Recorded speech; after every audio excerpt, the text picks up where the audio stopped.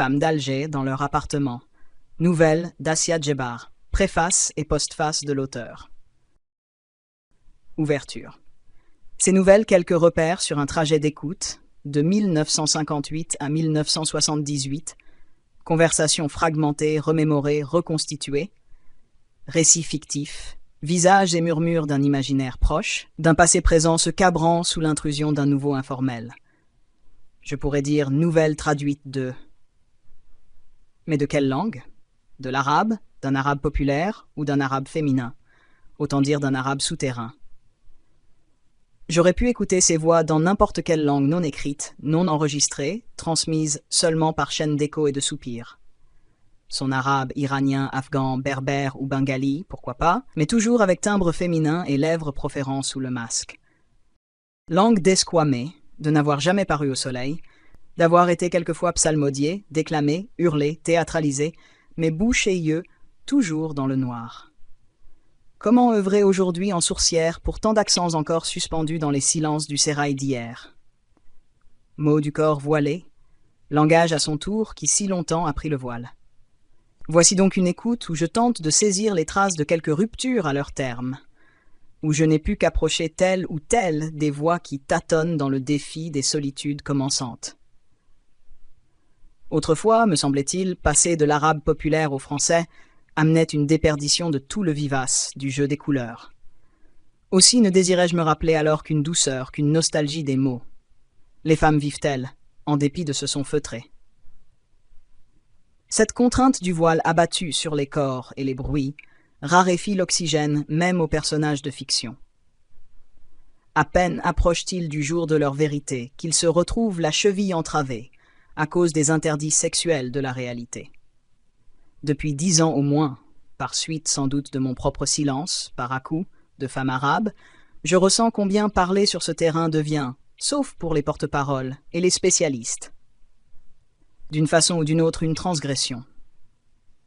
Ne pas prétendre parler pour, ou pis parler sur, à peine parler près d'eux, et si possible tout contre.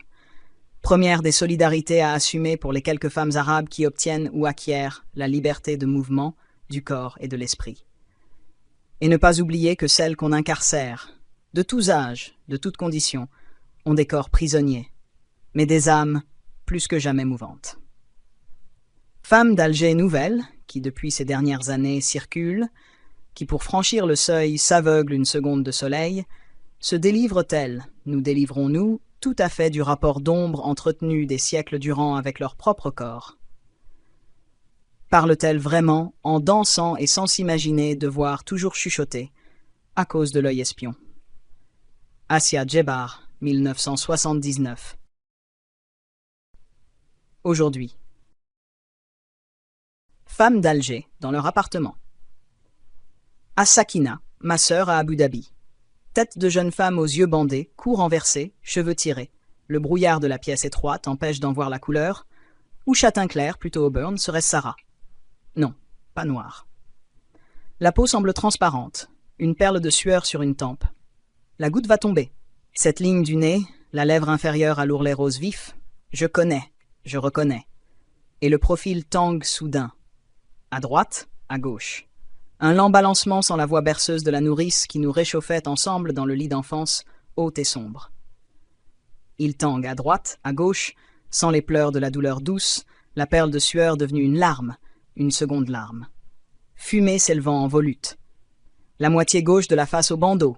Bandeau blanc, pas noir, elle n'est pas condamnée. Elle a dû le mettre elle-même. Elle va l'arracher, elle va pouffer de rire et éclater de vie devant moi, elle. La moitié gauche ruisselant entièrement dans le silence, plutôt le son coupé, les hoquets en arête dans la gorge. L'autre partie du visage, profil de pierre, statue lointaine, qui va flotter en arrière, toujours en arrière. Son coupé, Sarah. L'appeler, trembler dans l'appel pour prévenir le sacrifice. Quel sacrifice? Enfin, bruit de la chambre opaque. Hommes au torse nu, au masque d'infirmier sur la bouche. Non, pas mes infirmiers, ceux-ci sont athlétiques, bien nourris, placides. Qui vont? Qui viennent? Je ne peux les compter. Enfin, les bruits. Quel répit. La campagne serait là, tout près, par la lucarne ouverte, quelques douars. Bêlement d'une chèvre. À sa suite, tout un poulailler en musique de piccolo. Pas d'oiseaux, des enfants pleurant au loin, avec une tonalité gaie, une fontaine assez haut, une source plutôt, l'eau éclaboussant l'herbe naissante. Tout près, l'infirmier-chef manipule, il met en marche un moteur, mais l'eau de la fontaine submerge tout en flot nourri de délivrance. La chèvre bêlant seule vers l'azur, plus d'enfants qui chantent ou gémissent. C'est pareil. Masque de la jeune femme immobilisée, tombée de côté, sans coup peut-être. Enfin, la table se découvre, avec latéralement des flacons suspendus et des tuyaux. Un matériel de cuisine. Ma table, ma salle. Non, je n'opère pas car je ne suis pas là, à l'intérieur. Cernez-moi de même. Je regarde, mais je ne suis pas avec eux. Sarah se réveillera-t-elle? L'anesthésie, début ou fin de l'opération. Et ce douar proche sans voix de femme ni d'enfant, sans appel à l'horizon, seule la chèvre, une chèvre blanche avec un cou tendu. La lucarne s'est élargie, un ciel tout blanc comme peint, un ciel neuf silencieux lui aussi, qui s'agrandit au-dessus des infirmiers, non, des techniciens, ciel qui va les anéantir. Enfant de nouveau qui geint tout près, ou serait-ce Sarah, les yeux bandés, les yeux troués? Le moteur se met en marche dangereusement. La gégène. Ali sauta du lit d'un bond. La chambre, envahie de soleil, le balcon ouvert sur un coin de ville et penché vers des bateaux dans la rade. Vaisseau tranquille. Sarah, allant et venant dans la cuisine, utilisait le grille-pain. Ali, adossé un instant au chambranle de la fenêtre donnant sur le balcon, reprit conscience lentement. Clignant des yeux devant l'irisation du matin, il recula à l'intérieur, se dirigea vers la salle de bain. L'eau, songea-t-il, il me faut de l'eau fraîche. Il s'en aspergerait et se retirait tout à fait des nervosités de ce sommeil. Le téléphone. Sarah surgit dans le couloir. Elle se penche, attend. Le lait sur le feu risque de brûler. « C'est moi !» commence Anne. « Peux-tu venir ?»« Je ne suis pas bien. » Suspense. Sarah appelle, chuchotant. « Pas bien du tout », reprend au loin la voix isolée. Sarah, revenant dans la cuisine, abandonne les préparatifs du petit déjeuner. Se chose dans la chambre où Ali fait maintenant sa gymnastique. Prend les clés de la voiture. Et Nazim, toujours ailleurs. Derrière elle, la voix d'homme bougonne. On pourrait avoir besoin de lui ici, maintenant que... La porte claque dans le courant d'air. Sarah conduit à travers des rues étroites qui montent, qui descendent, tournant de plus en plus en couloirs glissants de rêve. Rues encombrées d'ordures. Sarah remarque soudain. 3e jour d'arrêt des boueux. Tout le long du trajet, un malaise en elle persiste. Est-ce seulement avec Ali? Est-ce avec eux tous? Quand les autres me parlent, leurs mots sont détachés, ils flottent avant de me parvenir. Est-ce pareil quand je parle, si je parle? Ma voix ne les atteint pas. Elle reste intérieure. Pourtant Anne, au téléphone, à son premier accent, une bouffée d'angoisse avait comme secoué l'appareil. La voiture arrêtée, Sarah ouvre la porte d'un couloir tapissé de mosaïques. Depuis 2 jours, Anne se cloître dans cette vieille demeure. Dans la salle de bain au marbre verdâtre, geste de Sarah précis, efficace. Le robinet grandement ouvert, Anne au-dessus de la baignoire, vomissant longuement. Sarah apporte le nécessaire. Bidon d'eau, serpillière, éponge. Tant de dégâts à réparer. Dans la glace au-dessus du lavabo, elle se voit debout, derrière la Française aux cheveux trop longs. Sarah tire la masse noire. Anne se baisse, s'asperge les joues, le front, le visage entier.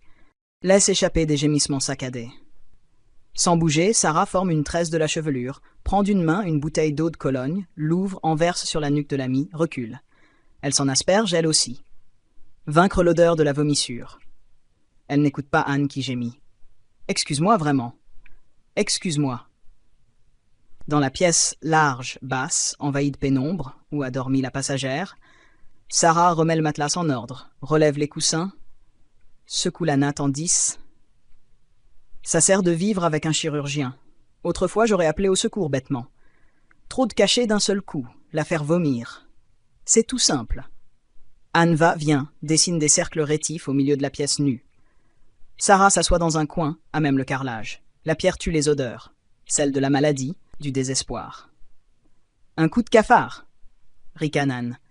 Un vrai mélo, désarroi d'une femme mûre et abandonnée, suicide raté. Il n'y a qu'une inconnue. Pourquoi arriver de si loin jusqu'ici, pour cela? Son geste du bras, haché, désignant les coussins et le matelas, maintenant rangés.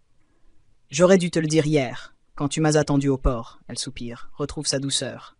Sarah, je suis venue ici pour mourir. Sarah, accroupie dans le coin le plus sombre, éloigné, désire soudain se fondre dans l'obscurité. Je l'ai compris à l'aube hier, en sortant sur le pont. Le bateau approchait. Tout le monde regardait la ville blanche, ses arcades comme plongées dans l'eau, ses terrasses penchées. Moi, devant le spectacle attendu, je pleurais sans même m'en apercevoir. Et quand je m'en suis rendu compte, alors seulement ces mots, malgré l'éclat du dehors, « Mon Dieu, je suis venu là pour mourir ». Cette évidence m'a paru. Cette ville où, paraît-il, je suis né, que j'avais oublié. Même quand les journaux hier en parlaient tant, j'y reviens pour la fin. Anne débite ensuite une histoire chronologique, en ordre. Son histoire. Le mari, les 3 enfants, 15 années d'une vie étrangère contenue dans une heure de mots. Est-ce banal? C'est banal. Enfin, Sarah se lève, les genoux raidis, va à la baie, fait ce qu'elle désirait faire depuis le début du récit. D'un geste sec, elle tire l'immense rideau de toile aux rayures rouges. « Non !» crie l'autre, aveuglé. Sarah se tourne à demi, la tresse sur l'épaule, Anne a reculé jusqu'au mur blanc du fond, les 2 mains sur les yeux comme pour les bander convulsivement, les coudes levés, tressaillant encore. Plus tard, un peu plus tard. « Je ne supporte pas la lumière !» sanglote-t-elle. Sarah, de nouveau accroupie sur la natte, l'enlace, la berce en cadence, tandis qu'elle continue à se défaire, se refaire dans une fatigue différente. Interlude. Le Azab de la maison voisine dans ce quartier de petite villa mal blanchie a 10 filles. Azab, c'est-à-dire lecteur de Coran à la mosquée. Cela ne l'empêche pas de rester artisan, d'aller entre les heures de prière à son échoppe de cordonnier, lieu de rendez-vous des lettres S juridiction islamique. C'est un vieil homme vêtu d'une toge blanche, chaque jour renouvelée et flottant noblement autour de son corps noueux. Il circule maintenant entouré de la considération visible du quartier. Plus de 30 ans auparavant, au cours des émeutes du 8 mai 1945, il avait été condamné à mort pour avoir tenté de faire sauter à la bombe l'arsenal d'une petite ville côtière. Gracié 3 ans après, il s'était marié, était alors venu habiter la capitale, avait eu 4 filles, avait passé ensuite 5 années à la prison Barberousse. Dès le début des événements d'Algérie, au premier soupçon d'activité clandestine, il avait tout naturellement été arrêté. Sa femme avait élevé sa première couvée dans la misère, mais avec le souci primordial de remplir les couffins hebdomadaires de la prison. Elle avait repris le rythme des accouchements au lendemain de l'indépendance. Beaucoup de récits plus nobles commencent encore par cette expression oratoire. À sa 40e année et à sa 12e grossesse, dont une fausse couche, Allah, qu'il soit béni, lui avait enfin accordé le garçon rêvé. L'héritier du Azab entrait dans sa 6e année. On allait ces jours prochains célébrer la circoncision du garçon, première fête familiale.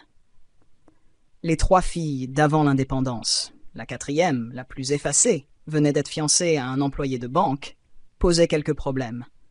L'aîné, 24 ans, pratiquait le judo depuis son adolescence, s'obstinait en outre à ne sortir qu'en pantalon. Seule explication par ailleurs au manque persistant de demandes en mariage sérieuses. La seconde, à 22 ans, terminait à l'université une licence et sciences naturelles, et le père, en déambulant au dehors, tentait de comprendre le rapport existant entre les sciences naturelles et un cerveau féminin, mais n'osait en parler. L'âge aidant, il était devenu timide avec ses filles et souffrait davantage d'avoir à le cacher. La 3e, enfin, Sonia, 20 ans, la récitante de cette mini-chronique, occupait tous ses loisirs à des entraînements d'athlétisme. Elle a récemment décidé de devenir professeure d'éducation physique. Ne vivre que sur un stade, ajoute-t-elle avec ardeur. Ce même matin, Sarah entra chez le Azab, consacra un long moment à dévider placidement les formules de politesse dans une courette où la mère, assise, jambes écartées devant un brasero, grillait poivrons et tomates, tandis que 2 de ses filles glissaient, pieds nus dans l'eau, et se disputaient avec de petits rires. Sonia, malheureusement, se trouvait à son entraînement. Sarah lui fit demander d'aller au retour du stade, tenir compagnie à Anne. À la porte, la visiteuse croisa le Azab. Elle lui baisa l'épaule droite. Celui-ci l'entretint quelques instants pour s'excuser des détritus répandus. Il lui signala qu'il avait réussi à obtenir des voisins qu'ils couvrent leurs poubelles. Sarah l'écouta, puis rejoignit la voiture qu'elle manœuvra dans l'impasse, sous le regard attentif du Hazab et d'enfants figés sur les seuils. 2 heures plus tard, la jeune Sonia entra chez Anne. Du verger étroit où toutes les filles se retrouvaient, on communiquait par un portail avec la bâtisse où Anne logeait, dans un studio qui dominait les terrasses alentours. Sonia se glissa donc, légèrement vêtue, des mules aux pieds. Anne, qui lui ouvrit la porte, s'émut faiblement de la beauté svelte et si brune, un brun olivâtre, de la jeune fille.